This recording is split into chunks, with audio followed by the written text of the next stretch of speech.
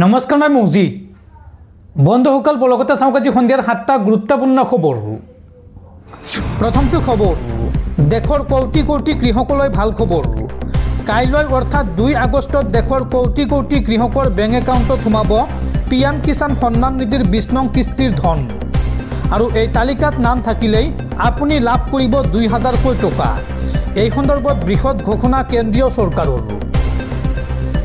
PM Kisan আঁচনিৰ কোটি কোটি কৃষকৰ বাবে ডাঙৰ খবৰ। 2 আগষ্টত অৰ্থাৎ কাইলৈ দেশৰ কোটি কোটি কৃষকৰ বেংক একাউণ্টত সোমাব চৰকাৰী ধন। পিএম কিষাণ সন্মান নিধিৰ 20 নং কিস্তিৰ ধন লাভ কৰিব দেশৰ কোটি কোটি কৃষকে। তালিকাত নাম থকা কৃষকসকলে লাভ কৰিব 2000 কোটি টকা আৰু এটা মাত্ৰ ভুলৰ বাবে আপুনি নাপাব পাৰে 20 নং কিস্তিৰ ধন। বাধ্যতামূলক KYC নকৰাসকল বঞ্চিত হ'ব এইবাৰ ধন লাভৰ পৰা। 20 নং কিস্তিৰ ধন পাবলৈ কৃষকে কৰিব লাগিব বাধ্যতামূলক KYC সম্পূৰ্ণ নকৰিলে বঞ্চিত হ'ব 20 নং কিস্তিৰ ধন লাভৰ পৰা। আৰু ভুৱা নথিৰে আঁচনিৰ ধন লোৱা কৃষক এইবাৰ পৰিব পাৰে বিপদত। এই তালিকাত আপোনাৰ নাম আছেনে নাই আপুনি কেনেকৈ চাব চাওঁ আহক। আপুনি তাৰ কাৰণে লগইন কৰক pmkishan.gov.in। এই ৱেবছাইটত ভিজিট কৰাৰ পিছত আপুনি যাওক বেনিফিচিয়াৰী লিষ্ট অপশ্যনত আৰু তাৰ পিছত ৰাজ্য জিলা গাঁও বাছনি কৰি চাওক তালিকা। এই তালিকাত নাম থাকিলেই আপুনি আপোনাৰ একাউণ্টত কাইলৈ লাভ কৰিব 2000 কোটি টকা। পৰৱৰ্তী খবৰ আজি হৈছে 1 আগষ্ট আৰু আজিৰ পৰা ৰাজ্যৰ খিলঞ্জীয়াক প্ৰদান কৰা হ'ব বন্দুকৰ লাইচেন্স। এই সন্দৰ্ভত মুকলি হ'ব পৰ্টেল। আবেদন কৰিলে লাভ কৰিব বন্দুকৰ অনুজ্ঞাপত্ৰ। ৰাজ্যৰ সংখ্যালঘু অধ্যুষিত জিলাৰ খিলঞ্জীয়াই কৰিব পাৰিব বন্দুকৰ লাইচেন্সৰ বাবে আবেদন। আজিৰে পৰা অসমৰ খিলঞ্জীয়াক দিয়া হ'ব অস্ত্ৰৰ লাইচেন্স। আবেদন কৰিলে লাভ কৰিব এই অনুজ্ঞাপত্ৰ। সংখ্যালঘু অধ্যুষিত জিলাৰ খিলঞ্জীয়াই কৰিব পাৰিব আবেদন। আজিৰ পৰা মুকলি কৰা হ'ব পৰ্টেল। গৰুখুটিৰ কৃষকসকলেও কৰিব পাৰিব আবেদন। লগতে অসমৰ ধুবুৰী, গোৱালপাৰা, বৰপেটা, ৰূপহী, নগাঁও, ধিং, লাহুৰীঘাট, লখিমপুৰ, মৰিগাঁও, দৰঙৰ লগতে ৰাজ্যৰ সংখ্যালঘু জিলাৰ খিলঞ্জীয়াই অস্ত্ৰৰ বাবে কৰিব পাৰিব আবেদন। এই সন্দৰ্ভত মুখ্যমন্ত্ৰীয়ে কৰিলে ডাঙৰ মন্তব্য। পৰৱৰ্তী খবৰ অসমৰ 40 লাখ পৰিয়ালক ৰাজ্য চৰকাৰে প্ৰদান কৰিব ৰামায়ণ আৰু মহাভাৰত। প্ৰধানমন্ত্ৰী নৰেন্দ্ৰ মোদীৰ জন্মদিন উপলক্ষে ছেপ্টেম্বৰৰ পৰা প্ৰদান কৰিব এই উপহাৰ। সংবাদমেলযোগে এই বৃহৎ ঘোষণা ৰাজ্যৰ মুখ্যমন্ত্ৰী হিমন্ত বিশ্ব শৰ্মাৰ। দৰ্শকসকলৰ বহুতো গুৰুত্বপূৰ্ণ খবৰ আছে। তাৰ আগতে আপোনাক জনাওঁ যে যদি আপুনি এতিয়ালৈকে এইটো ভিডিঅ'ত লাইক কৰা নাই তেন্তে এতিয়াই ভিডিঅ'টোত লাইক কৰি দিয়ক আৰু এনেকুৱা ধৰণৰ ভিডিঅ'সমূহ নিতৌ চাবলৈ চেনেলটো ছাবস্ক্ৰাইব কৰি কাষত থকা বেল আইকনটো প্ৰেছ কৰি ৰাখক। পৰৱৰ্তী খবৰ ৰাজ্যৰ হাজাৰ হাজাৰ মুছলমানৰ প্ৰতিবাদত কপিল দিল্লী। ৰাজ্য চৰকাৰৰ বিৰুদ্ধে এইবাৰ গৰজি উঠিল সংখ্যালঘু সংগ্ৰাম পৰিষদ। সংখ্যালঘু সংগ্ৰাম পৰিষদৰ মন্তব্য যে মুখ্যমন্ত্ৰীয়ে জনতাক সুৰক্ষা দিব পৰা নাই, যাৰ বাবে তেওঁ খিলঞ্জীয়াক অস্ত্ৰৰ লাইচেন্স দিছে। চৰকাৰৰ বিৰুদ্ধে এইদৰে গৰজিল সংখ্যালঘু সংগ্ৰাম পৰিষদ। ৰাজ্যৰ হাজাৰ হাজাৰ মুছলমানৰ প্ৰতিবাদত কপিল দিল্লী।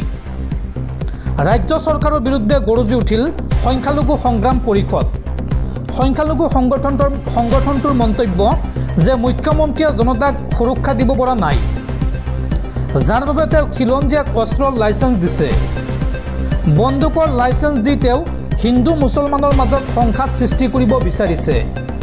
অসমত গুজৰাটৰ দৰে পৰিৱেশ আনিব বিচাৰিছে মুখ্যমন্ত্ৰীয়ে। মুছলমানৰ নিৰাপত্তাৰ কাৰণে মুছলমানে মাত মতাৰ পৰিস্থিতি আহিছে। অবৈধ বাংলাদেশীৰ নামত স্বদেশীক উচ্ছেদ কৰাটো মানি লোৱা নহ'ব। এইসকল লোকক অবৈধভাৱে উচ্ছেদ কৰা হৈছে।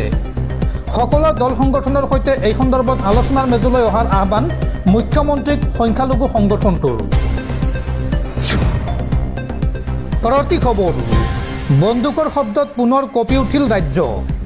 এইবাৰ আৰক্ষীৰ বাহনক খুন্দিয়াই পলায়নৰ চেষ্টা কৰোঁতেই চোৰলৈ লক্ষ্য কৰি অসম আৰক্ষীৰ গুলীচালনা। চোৰৰ বাহনৰ খুন্দাত আহত হৈছে ASI।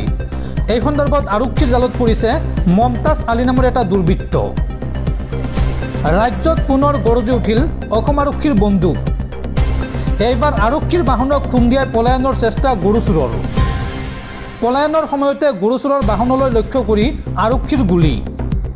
কলিয়াবৰত গৰু চোৰলৈ আৰক্ষীৰ গুলীচালনা।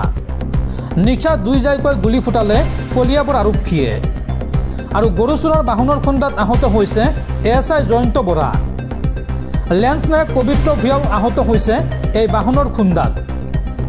আৰু তাৰ পিছতে আৰক্ষীয়ে খেদি খেদি জব্দ কৰে গৰু চুৰি কৰা বাহনখন। 4টা চোৰাং গৰুসহ মমতাজ আলী নামৰ দুৰ্বৃত্তক আটক আৰক্ষীৰ। চামগুৰিত ঘৰ গৰু সৰবৰাহকাৰী মমতাজ আলীৰ। পৰৱৰ্তী খবৰ 17 ছেপ্টেম্বৰৰ পৰা ৰাজ্যত আৰম্ভ হ'ব অৰুণোদয় 3.0। ঘৰে ঘৰে গৈ চৰকাৰে কৰিব ছাৰ্ভে। ৰাজ্যৰ 40 লাখ পৰিয়ালে লাভ কৰিব এই সুবিধা। প্ৰত্যেক ঘৰ মানুহৰ ঘৰত গৈ দিয়া হ'ব এই আঁচনিৰ সুবিধা। মুখ্যমন্ত্ৰী ডক্টৰ হিমন্ত বিশ্ব শৰ্মাৰ এই বৃহৎ ঘোষণা। 17 ছেপ্টেম্বৰৰ পৰা আৰম্ভ হ'ব অৰুণোদয় 3.0। ঘৰে ঘৰে গৈ চৰকাৰে কৰিব ছাৰ্ভে। ৰাজ্যৰ 40 লাখ পৰিয়ালে লাভ কৰিব এই সুবিধা। প্ৰত্যেক ঘৰ মানুহৰ ঘৰত গৈ দিয়া হ'ব এই আঁচনিৰ সুবিধা। প্ৰধানমন্ত্ৰী নৰেন্দ্ৰ মোদীৰ জন্মদিনৰ দিনা ৰাজ্যত মুকলি হ'ব এই আঁচনি। ছেপ্টেম্বৰ মাহৰ 17 তাৰিখে আনুষ্ঠানিকভাৱে মুকলি কৰা হ'ব অৰুণোদয় আঁচনি 3.0। আৰু অৰুণোদয়ৰ বাবে শীঘ্ৰেই মুকলি কৰা হ'ব পৰ্টেল। মহিলাসকলে সকলো অভাৱ অভিযোগ দিব পাৰিব এই পৰ্টেলত। মুখ্যমন্ত্ৰী ডক্টৰ হিমন্ত বিশ্ব শৰ্মাৰ এই ডাঙৰ ঘোষণা। পৰৱৰ্তী খবৰ দেশবাসীলৈ ভাল খবৰ। পুনৰ হ্ৰাস পালে ৰন্ধন গেছৰ চিলিণ্ডাৰৰ দাম। এইবাৰ পুনৰ হ্ৰাস পালে বাণিজ্যিক চিলিণ্ডাৰৰ মূল্য। প্ৰতিটো চিলিণ্ডাৰত 33 টকা 50 পইচাকৈ হ্ৰাস পালে। 19 কিলো ওজনৰ বাণিজ্যিক প্ৰতিটো চিলিণ্ডাৰত এই মূল্য হ্ৰাস পাইছে। পিছে একেই আছে ঘৰুৱা চিলিণ্ডাৰৰ মূল্য। পৰৱৰ্তী খবৰ 29 আগষ্টত অসমলৈ আহিব কেন্দ্ৰীয় গৃহমন্ত্ৰী অমিত শ্বাহ। নতুন ৰাজভৱন মুকলি কৰিবলৈ গুৱাহাটীত উপস্থিত হ'ব কেন্দ্ৰীয় গৃহমন্ত্ৰী অমিত শ্বাহ। পৰৱৰ্তী খবৰ 2 বছৰৰ পিছত USTM থাকিব নে নাথাকে তাৰ কোনো গেৰাণ্টি নাই। USTMক লৈ সৰ্বোচ্চ ন্যায়ালয়ে পাইছে ভয়ংকৰ তথ্য। USTMৰ সম্পূৰ্ণ এলেকা সংৰক্ষিত বনাঞ্চল।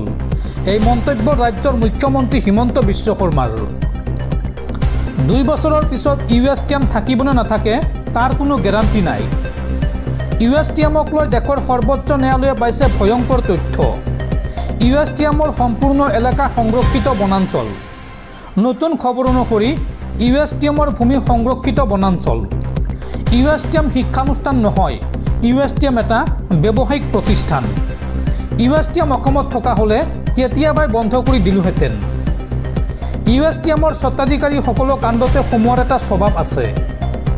USTMক লৈ এই মন্তব্য মুখ্যমন্ত্ৰী হিমন্ত বিশ্ব শৰ্মাৰ। পৰৱৰ্তী খবৰ অৰুণোদয়ৰ পৰিয়াললৈ LPGৰ ৰাজ সাহায্য। এতিয়াৰ পৰা অৰুণোদয় আঁচনিৰ হিতাধিকাৰীয়ে LPG চিলিণ্ডাৰ কিনিলে 250 টকা ৰাজ সাহায্য লাভ কৰিব। আৰু এই টকা দিব চৰকাৰে।